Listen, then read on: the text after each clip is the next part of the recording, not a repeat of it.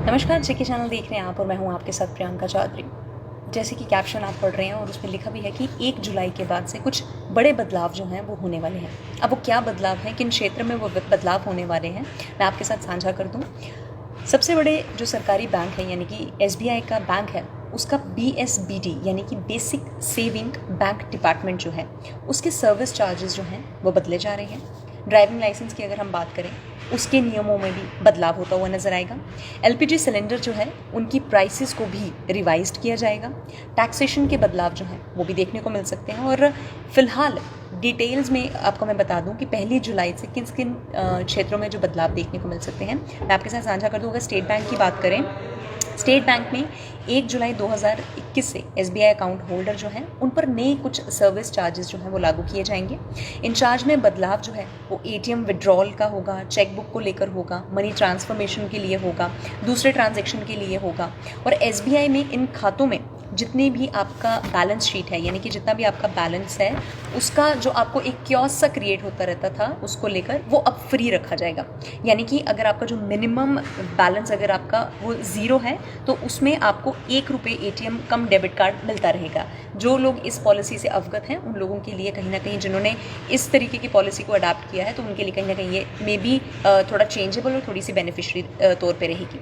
अगर हम बात करें कहाँ कहाँ पर अब चार्ज लगेगा तो मैं आपको बता दूं 1 जुलाई 2021 से यानी कि 4 बार मुफ्त कैश विड्रॉल चार्ज जो लगेगा, यानी कि मुफ्त मतलब फ्री ऑफ कॉस्ट 4 बार जो आपका कैश जो है आप वो ले सकते हैं। खास बात ये रहेगी कि ब्रांच और एटीएम दोनों जगह पे जो ट्रांजैक्शन का एक प्रोसेस होगा उसे एक साथ गिना जाएगा, चाहे आप बैंक से गिनवा लीजिए चाहे आप एटीएम से ले लीजिए, तो the transaction process will be counted as one time.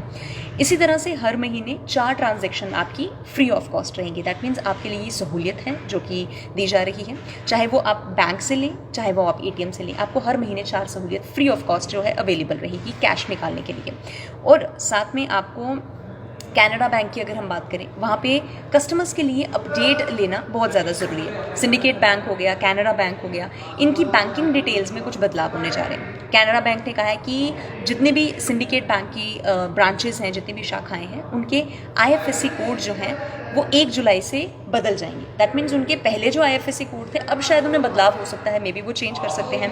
Canara bank ने कहा है कि ग्राहकों को नेफ्ट यानी कि एनईएफटी, आरटीजीएस या फिर आईएमपीएस के जरिए फंड को लेने के लिए कैनरा बैंक का नया आईएफएससी कोड यानी कि जो निफ्ट के थ्रू पैसे इन्वेस्ट करते हैं लगाते हैं, अब उन्हें आईएफएससी कोड जो है वो नया दिया जाएगा और उन्हें उसी कोड का इस्तेमाल करना पड़ेगा।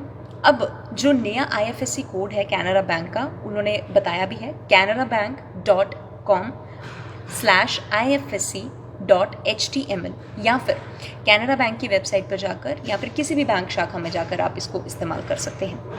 एलपीजी के रेट को रिवाइज्ड करने की बात सामने निकल कर आ रही है कि जितनी भी तेल कंपनियां हैं उन्होंने कहा है कि ज़रूरत के हिसाब से देखा जाएगा कि अब इसके रेट्स को रिवाइज्ड करने का एक मुद्दा जो उठता हुआ नज़र आ रहा है because of the rising prices, तो अब उस पर एक बार फिर से विचार विमर्श किया जाएगा। यहीं पे बात आती है टैक्सेशन की, सबसे महत्वपूर्ण लोगों के लिए। सरकार ने कोविड-19 की ड्यूरेशन को मद्देनज़र रखते हुए विवाद से विश्वास यानी कि ये जो स्कीम के तहत यानी कि विवाद से विश्वास के तहत जो भुगतान किया जाएगा उसमें समय सीमा 2 महीने से बढ़ाकर उन्होंने 30 जून तक कर दी। यानी कि कुछ पहले टेन्योर उसका रखा गया था, अब उसे एक्सपैंड कर दिया गया है, विच इज़ 30 जून तक उसे कर दिया गया है।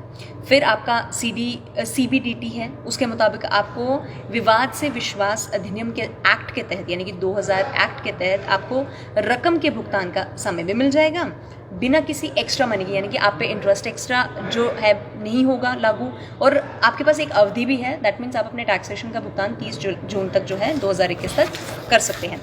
अंतिम में अगर ड्राइविंग लाइसेंस की बात करें और उसका ब्यौरा मैं आपके साथ साझा कर दूं, लर्निंग लाइसेंस बनवाने के लिए हमेशा से हम आरटीओ दफ्तर जाते हैं, ट्रायल देते हैं और उसके बाद ही हम लाइसेंस के हकदार होते हैं। अब उसकी ज़रूरत नहीं है और उसमें भी एक बदलाव है। घर बैठे आप लर्निंग लाइसेंस जो है वो बनवा सकते हैं। नई व्यवस्था जो है वो 1 जुलाई से इस प्रकरण में आना शुरू हो जाएगी। सरकार की योजना के अनुसार लर्निंग लाइसेंस जो है वो बनाने की जो व्यवस्था थी अब उसे ख़त्म कर दिया गया है। और साथ के साथ वाहन चालक जो है वो पूरी तरह से यानी कि अपनी प्रशिक्षण के साथ, यानी कि अपने आप जो एक तजुर्बेदार आप अपनी ये जो ट्रायल देते हैं, प्रशिक्षण देते हैं, उसको उसी के बाद आपको स्थायी ड्राइविंग लाइसेंस जो है वो दिया जाएगा। और इसके लिए केंद्रीय मोटर वाहन अधिनियम को इस चीज़ को उन्हें बदलना पड़ेगा, इसमें संशोधन करना पड़ेगा और ये इतना आसान जो है वो नहीं है।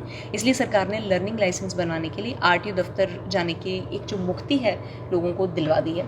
तो 1 जुलाई से इन 5 चीज़ों में बदलाव होता हुआ नज़र आएगा। और अब देखने वाली बात ये होगी कि ये सूक्ष्म रूप से सक्षम आता है, बेनिफिशियरी आता है कि लोग इन बदलावों से कहीं ना कहीं चिंतित नज़र आते हैं। आज के इस लाइव का मकसद सिर्फ यही था, जो भी 1 जुलाई से बदलाव होते हुए नज़र आएंगे उनका एक छोटा सा ब्यौरा आपके साथ साझा कर दिया जाए।